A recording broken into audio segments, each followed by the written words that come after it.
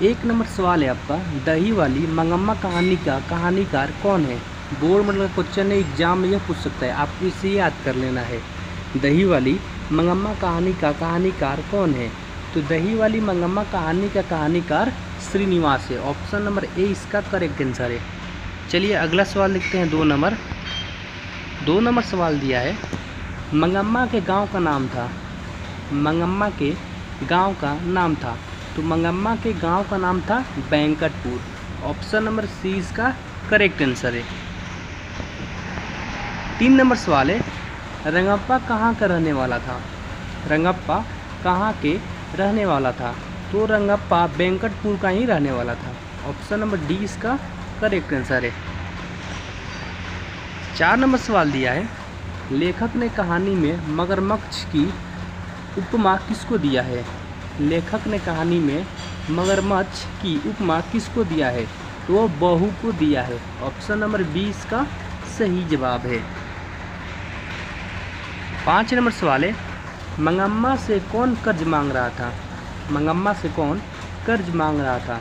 तो मंगम्मा से कर्ज रंगप्पा मांग रहा था। ऑप्शन नंबर ए इसका सही जवाब है। 6 नंबर सवाल है, सास बहू में झगड़ा क्यों होता था। सास बहू में झगड़ा क्यों होता था।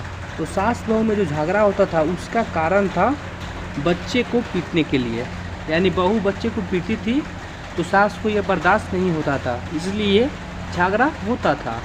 ऑप्शन नंबर ए इसका सही जवाब हो जाएगा। 7 नंबर सवाल है आपका, मंगम्मा क्या बेचती थी। मंगम्मा क्या बेचती थी। बोर्ड मॉडल का क्वेश्चन है और यह क्वेश्चन एग्जाम में पूछता है, आपको इसे याद कर लेना है। तो मंगम्मा जो थी वह दही बेचती थी। ऑप्शन नंबर बी इसका सही जवाब है। 8 नंबर सवाल है, माँ कहानी किस लेखक द्वारा रचित है। ये भी बोर्ड मॉडल का प्रश्न एग्जाम में पूछ सकता है। माँ कहानी किस लेखक द्वारा रचित है। तो जो माँ कहानी है उसके लेखक हैं ईश्वर पेटलीकर। ईश्वर पेटलीकर द्वारा माँ कहानी रचित है। ऑप्शन नंबर सी इसका सही जवाब है। 9 नंबर सवाल है, माँ कहानी का मुख्य पात्र कौन था। माँ कहानी का मुख्य पात्र कौन था। तो माँ कहानी का मुख्य पात्र मंगू थी। ऑप्शन नंबर डी इसका सही जवाब है। 10 नंबर सवाल है, पराई माँ की कान छेदती है यह है। पराई माँ की कान छेदती है यह है। यह एक कहावत है। ऑप्शन नंबर ए इसका सही जवाब है। 11 नंबर सवाल है, धरती कब तक घूमेगी शीर्षक कहानी का कहानीकार कौन है। धरती कब तक घूमेगी शीर्षक कहानी का कहानीकार कौन है। इसके कहानीकार है सावरदैया। ऑप्शन नंबर सी इसका सही जवाब है। 12 नंबर सवाल है, धरती कब तक घूमेगी कहानी में किसको प्रधानता दी गई है। धरती कब तक घूमेगी कहानी में किसको प्रधानता दी गई है। तो इनमें नारी को प्रधानता दी गई है। ऑप्शन नंबर ए इसका करेक्ट आंसर है। 13 नंबर सवाल है, सीता के पास सबसे बड़ी समस्या क्या थी। सीता के पास सबसे बड़ी समस्या क्या थी। तो इस सवाल का जवाब आपको कमेंट बॉक्स में ज़रूर बताएं। 14 नंबर सवाल है, क वर्ण का उच्चारण स्थान है। आपको बता दें कि उच्चारण स्थान से भी 5 से 6 सवाल हमेशा एग्जाम में पूछे जाते हैं। तो आपको उच्चारण स्थान से जितने भी क्वेश्चन बनेंगे हम आपको सब एग्जाम के दृष्टि से क्लियर करवा देंगे।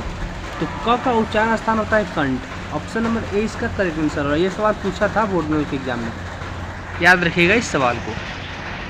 15 नंबर सवाल है, प का उच्चारण स्थान है। प का उच्चारण स्थान है। तो प का उच्चारण स्थान है ओठ। ऑप्शन नंबर सी इसका सही जवाब है। 16 नंबर सवाल है, सफल का भाववाचक संज्ञा है। सफल का भाववाचक संज्ञा है। तो सफल का भाववाचक संज्ञा है सफलता।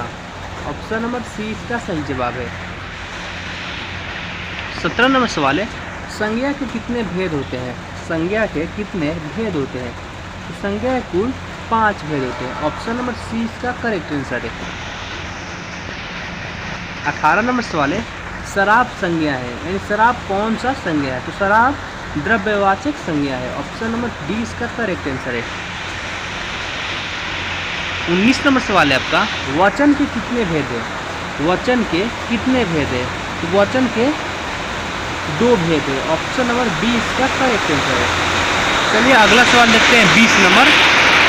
20 नंबर सवाल दिया है, नारंगी का बहुवचन है। नारंगी का बहुवचन है, तो नारंगी का बहुवचन होता है नारंगिया। ऑप्शन नंबर ए इसका करेक्ट आंसर है। 22 नंबर सवाल है आपका, निम्नांकित में पुल्लिंग कौन है? निम्नांकित में पुल्लिंग कौन है? तो निम्नांकित में पुल्लिंग सात है। ऑप्शन नंबर बी इसका करेक्ट आंसर है। और आपको बता दें कि पुल्लिंग और स्त्रीलिंग शब्द से भी परीक्षा में क्वेश्चन पूछे जाते हैं, तो आपको इसे याद कर लेना है। 22 नंबर सवाल है, निम्नांकित में स्त्रीलिंग कौन है? निम्नांकित में स्त्रीलिंग कौन है? तो इनमें से स्त्रीलिंग थकान है। ऑप्शन नंबर डी इसका करेक्ट आंसर है। 23 नंबर सवाल है, निम्नांकित में स्त्रीलिंग कौन है? फिर आपको स्त्रीलिंग शब्द बताना है। तो इनमें से जो बरसात है वह स्त्रीलिंग शब्द है। ऑप्शन नंबर डी इसका करेक्ट आंसर है। 24 नंबर सवाल है, निम्नांकित में पुल्लिंग कौन है? अब आपको इनमें से पुल्लिंग शब्द बताना है। तो इनमें से पुल्लिंग शब्द है लालच। ऑप्शन नंबर 20 का करेक्ट आंसर है। 25 नंबर सवाल है, निम्नांकित में पुल्लिंग कौन है? इनमें से भी आपको पुल्लिंग शब्द बताना है। तो जो शरबत दिया है ऑप्शन नंबर सी, यह एक पुल्लिंग शब्द है। 26 नंबर सवाल है, निम्नांकित में पुल्लिंग कौन है? फिर आपको पुल्लिंग शब्द बताना है। इनमें से जो हाथी है यह पुल्लिंग है, और हाथी का स्त्रीलिंग शब्द होता है हाथूनी। आपको ये भी याद रखना है, एग्जाम में पूछ सकता है। बहुत लोग कंफ्यूज होकर हाथी को कहेंगे कि ये स्त्रीलिंग शब्द, लेकिन हाथी एक पुल्लिंग शब्द है, आपको यह पता होना चाहिए।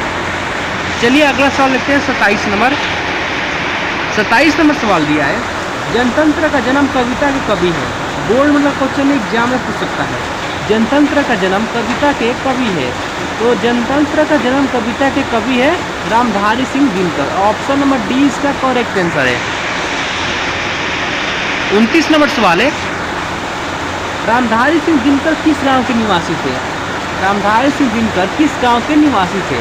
तो रामधारी सिंह दिनकर सिमरिया के निवासी थे। ऑप्शन नंबर डी इसका करेक्ट आंसर है।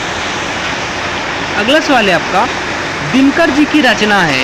इनमें से दिनकर जी की कौन सी रचना है? तो इनमें से जो उर्वशी है वह दिनकर जी की रचना है, बाकी ये तीनों नहीं है। तो ऑप्शन नंबर ए इसका करेक्ट आंसर है। 30 नंबर सवाल है, दिनकर जी को साहित्य अकादमी पुरस्कार किस रचना पर दिया गया? बोर्ड में क्वेश्चन एग्जाम में पूछ सकता है। दिनकर जी को साहित्य अकादमी पुरस्कार किस रचना पर दिया गया? तो साहित्य अकादमी पुरस्कार दिनकर जी को संस्कृत के 4 अध्याय में दिया गया। ऑप्शन नंबर ए इसका करेक्ट आंसर है। 31 नंबर सवाल है, दिनकर जी को किस रचना पर ज्ञानपीठ पुरस्कार मिला था? ये भी आपका बोर्ड में क्वेश्चन है। तो ज्ञानपीठ जो पुरस्कार मिला था वो दिनकर जी की उर्वशी की रचना पर मिला था। ऑप्शन नंबर सी इसका करेक्ट आंसर है। 32 नंबर सवाल है, जनतंत्र का जन्म कविता में कवि ने किसे शक्तिशाली कहा है? ये भी बोर्ड में क्वेश्चन है। जनतंत्र का जन्म कविता में कवि ने किसे शक्तिशाली कहा है? तो जनता को शक्तिशाली कहा है। ऑप्शन नंबर ए इसका करेक्ट आंसर है। 33 नंबर सवाल है, उर्वशी किसकी कृति है?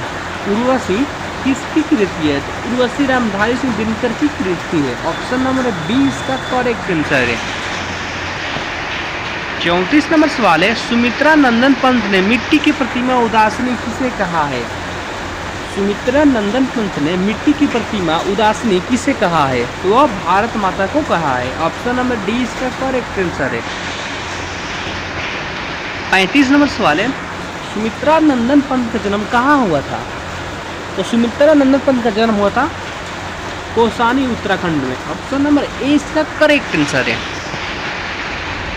36 नंबर सवाल है आपका, पंत जी को किस रचना पर भारतीय ज्ञानपीठ पुरस्कार मिला? पंत जी को किस रचना पर भारतीय ज्ञानपीठ पुरस्कार मिला? तो चिदम्बरा की रचना पर पंत जी को भारतीय ज्ञानपीठ पुरस्कार प्राप्त हुआ था। ऑप्शन नंबर सी इसका करेक्ट आंसर है। 37 नंबर सवाल है, भारत माता कविता के रचनाकार है। भारत माता कविता के रचनाकार है, बोर्ड में क्वेश्चन एग्जाम में पूछ सकता है। तो भारत माता कविता के रचनाकार है सुमित्रा नंदन पंत। ऑप्शन नंबर ए इसका करेक्ट आंसर है। 38 नंबर सवाल है आपका, प्रकृति का सुकुमार कवि किसे कहा जाता है? ये भी बोर्ड में क्वेश्चन एग्जाम में पूछ सकता है। तो प्रकृति का सुकुमार कवि सुमित्रानंदन पंत को कहा जाता है। ऑप्शन नंबर डी इसका सही जवाब है। 39 नंबर सवाल है, भारत माता के संबंध में क्या सही है? इनमें से जो ग्राम वासनी है वो सही है। ऑप्शन नंबर सी इसका सही जवाब है। 40 नंबर सवाल है, जीवानंद दास किस भाषा के रचनाकार है? जीवानंद दास किस भाषा के रचनाकार है? तो वह बांग्ला भाषा के रचनाकार है। ऑप्शन नंबर सी इसका सही जवाब है। 41 नंबर सवाल है, लौट कर आऊंगा फिर कविता में किस फसल की खेत की चर्चा है? तो धान की खेत की चर्चा है। ऑप्शन नंबर सी इसका सही जवाब है। 42 नंबर सवाल है, शाम की हवा के साथ किस पंछी के उड़ने की कल्पना की गई है? शाम की हवा के साथ किस पंछी की उड़ने की कल्पना की गई है? तो उल्लू की उड़ने की कल्पना की गई है। ऑप्शन नंबर डी इसका करेक्ट आंसर है। 43 नंबर सवाल है, घसीली जमीन पर बच्चा क्या फेंकेगा? घसीली जमीन पर बच्चा क्या फेंकेगा? तो चावल फेंकेगा। ऑप्शन नंबर बी इसका करेक्ट आंसर है। 44 नंबर सवाल है आपका, लौट कर आऊंगा फिर कविता में चर्चित रूपसा क्या है? लौट कर आऊंगा फिर कविता में चर्चित रूपसा क्या है? तो एक नदी है। ऑप्शन नंबर डी इसका सही जवाब है। 45 नंबर सवाल है, रंगीन बादलों के बीच कौन लौटते होंगे? रंगीन बादलों के बीच कौन लौटते होंगे? तो सारस लौटते होंगे। ऑप्शन नंबर सी इसका सही जवाब है। 46 नंबर सवाल है, कवि क्या बनकर तैरते रहने की कामना करता है? कवि क्या बनकर तैरते रहने की कामना करता है? तो वह हंस बनकर तैरते रहने की कामना करता है। ऑप्शन नंबर बी इसका करेक्ट आंसर है। 47 नंबर सवाल है, नाको चने चबाना मुहावरे का क्या अर्थ है? और आपको हम बता दें कि मुहावरा से भी 5 या 6 सवाल एग्जाम में पूछे जाते हैं। तो आपको मुहावरा से जितने भी क्वेश्चन बनते हैं आपको याद कर लेना है। तो नाको चने चबाना मुहावरे का अर्थ होता है बहुत तंग करना। ऑप्शन नंबर सी इसका करेक्ट आंसर है। 48 नंबर सवाल है, दिमाग चाटना मुहावरे का क्या अर्थ है? बोर्ड मॉडल का क्वेश्चन एग्जाम में पूछ सकता है। तो दिमाग चाटना मुहावरे का अर्थ होता है व्यर्थ बके जाना। ऑप्शन नंबर सी इसका सही जवाब है। 49 नंबर सवाल है, आंखों का तारा मुहावरे का क्या अर्थ है? आंखों का तारा मुहावरे का क्या अर्थ है? तो आंखों को तारा मुहावरे का अर्थ है बहुत प्यारा। ऑप्शन नंबर डी इसका करेक्ट आंसर है। 50 नंबर सवाल है, 9 2 11 होना मुहावरे का क्या अर्थ है? बोर्ड में क्वेश्चन एग्जाम में पूछ सकता है। तो 9 2 11 होना मुहावरे का अर्थ है भाग जाना। ऑप्शन नंबर ए इसका करेक्ट आंसर है।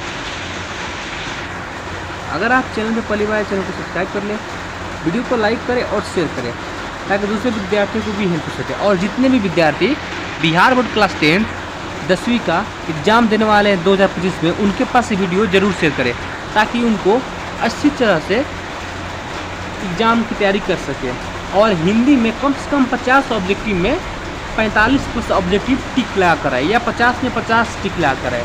तो वीडियो को जरूर उनके पास शेयर जरूर करें। तो मिलते हैं कौन है वीडियो के साथ, तब तक के लिए जय हिंद, वंदे मातरम।